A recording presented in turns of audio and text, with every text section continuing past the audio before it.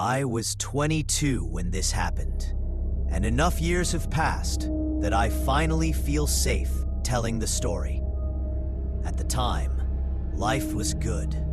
Great, even. I had just graduated college, landed a decent job, and since I was still living at home with my parents, I barely had any expenses. No rent, no grocery bills, nothing. Just me, stacking up savings while enjoying the comfort of my childhood home. I knew how lucky I was, and I never took it for granted. But that summer, my luck ran dangerously thin. I wasn't much of a party girl. No clubs, no constant drinking, no meaningless hookups. My life was simple.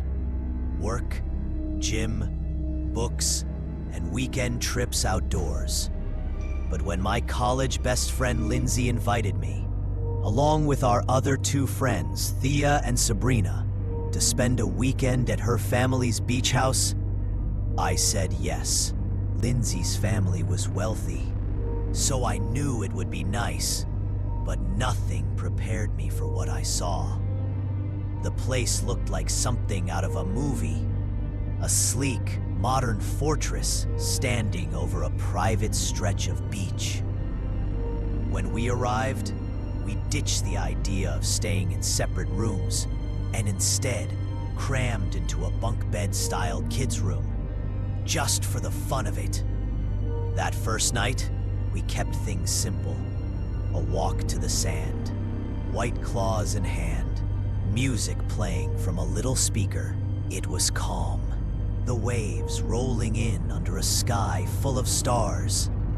That's when we noticed it, a flicker of light far down the shoreline. At first, we thought nothing of it, but soon it became clear. A flashlight swinging back and forth, and it wasn't alone. 3 shadows moved closer. They weren't stumbling or running, just walking, slowly, deliberately, toward us. We tensed up until one of them called out, "Hey," in a cheerful voice. Relieved, we stayed put as they approached. It turned out to be 3 guys, around our age, carrying beers and wearing wide smiles. They sat with us, drank, and joked around. Nothing seemed too off at first, but Thea, who was always quick to flirt, was clearly interested in them. An hour passed, then 2. Eventually, the guys invited us back to their rental to keep the night going.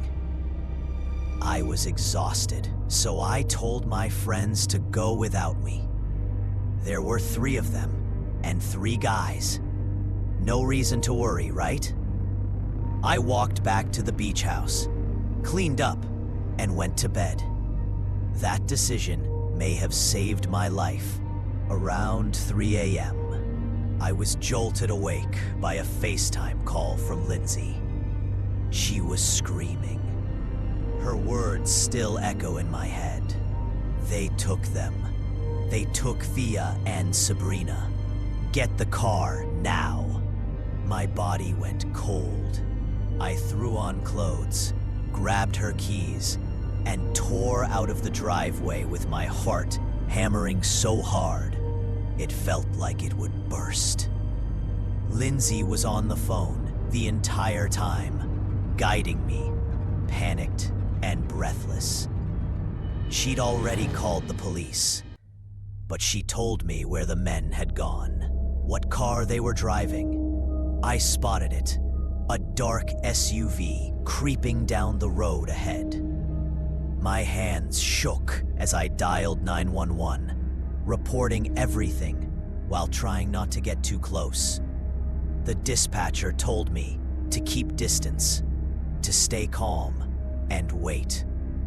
Minutes dragged by like hours, until finally, flashing lights filled the road. Patrol cars boxed the SUV in, sirens cutting through the silence of night. What happened next was chaos. Officers yanked the men out at gunpoint, cuffed them, shoved them to the ground. Then, one cop walked to the back of the SUV, popped the trunk, and that's when I saw them. Thea and Sabrina, bound, gagged, bruised, stuffed inside like they were cargo. My stomach dropped. My entire body went numb. Later, I found out the rest of the story. After I left, the night got darker. The guys split them up. Thea and Sabrina went upstairs with two of them, while Lindsay was left with the third. When she refused his advances and said she wanted to go home, he snapped, yelling at her to leave.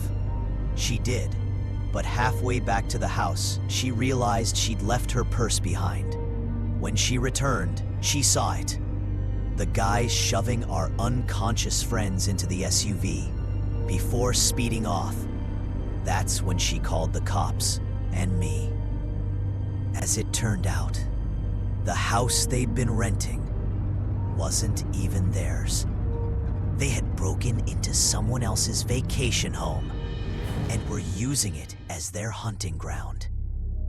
Combined with the kidnapping charges, assault, and trespassing, they were thrown in prison for a very long time. But still, no sentence will ever be long enough. For months, I couldn't step foot on a beach at night. I couldn't even talk to strangers without paranoia clawing at my chest. And as much as I've healed since then, the thought never leaves me. If I hadn't gone back early that night, all three of us might have been in that trunk.